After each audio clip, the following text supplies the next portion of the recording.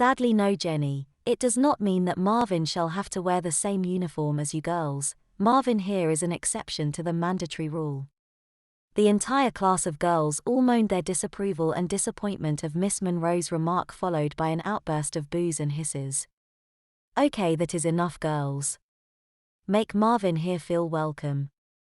I was soon placed to a spare seat in the front row, where probably Miss Monroe could keep a close eye on me. Miss Monroe had worn that day a slightly short dress. I had to write down notes just like the rest of the girls about the day's lesson. I had quite a lot of catching up to do, and by the order of Miss Monroe, I had to go to the college library and take home with me to study. So when it came to home time, I was marched down by Miss Monroe to the library, just to ensure that I began to collect all of the books she had listed on a piece of paper for me to get. She left once I had gone over to the specified bookshelf for the specified books. I was glad of the fact that the library was very quiet at home time. No one was there apart from the young librarian stood at the main desk looking bored. She muttered to herself as she watched me selecting the feminist books that I had to read and study. I soon had collected up all of the books that had been required of me to read. I took them over to the desk to be booked out. The librarian gave me a look of utter disgust. What do you want these for? I am part of Miss Monroe's study class. I simply told the librarian. She looked at me and frowned.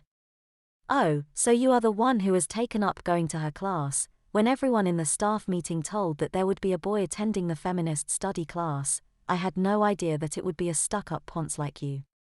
Hey. I resent that. I remarked. My feelings had been hurt, but the librarian was unsympathetic. Yeah. Whatever, just take your books and go, will you? I was both shocked and appalled by the librarian's treatment of me. I took my books and packed them into my backpack.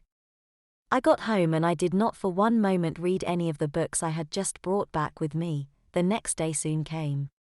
I got to Blakely College slightly later than I had expected to do so. There was, however, a place had been reserved for me in the center of the middle row of seats. I looked nervously around me at first, but then a sudden though then came to me, with a perfectly good looking down at the girls who sat on the lower seats in front of me.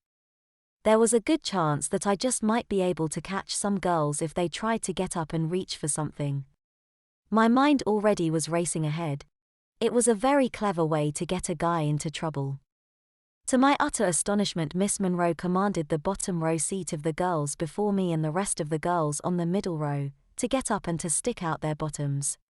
Even more to my surprise but equal delight, Miss Monroe had then commanded the select group of girls to then slowly bend over and wiggle their bums. I quickly took out from under my desk my sketchbook. This was an opportunity one dared not miss. I quickly began to draw the group of girls, but being the grand master of art that I was, I could draw also with great precision.